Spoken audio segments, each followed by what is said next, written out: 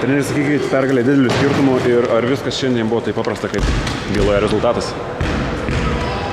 Nu, nemanau gal, kad taip, kad tiksliau gal nesitikėjau, kad tai bus taip lengva, ruošiamės mes labai atsakingai, žinom jų galimybės, bet labai šaunu noriu pasigirti Panelių susikaupimų ir nuo pat pradžių pirmų minučių, sekundžių, reiškia, tokių gerų startų, kur, manau, tas startas ir davė tokį impulsą visom rungtynėm ir tokios lengvos rungtynės, pavadinkim, buvo.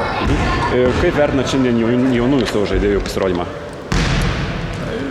Gerai, aišku, kaip aš sakau, klaidų aš dar galiu surasti ne tik jaunų žaidėjų žaidime, bet tikrai jos stengiasi jaunos, dėjo pastangas ir manau, gerai. Šiandien vienu metu aikštelėje pamatėm Santą Okockytę ir Dovilę Saurazaitę. Kaip jums toks tandemas? Jau buvo šitas tandemas, jeigu kaip jį vertinat? Ir anksčiau.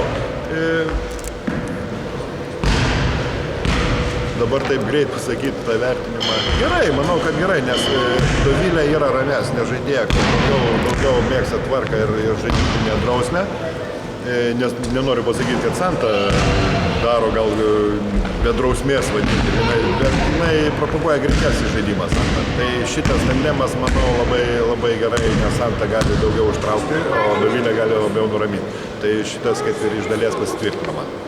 Kitas rungtynes Sūduva žais Utenoje su čempionato lyderė ir čia buvo gera treniruotė?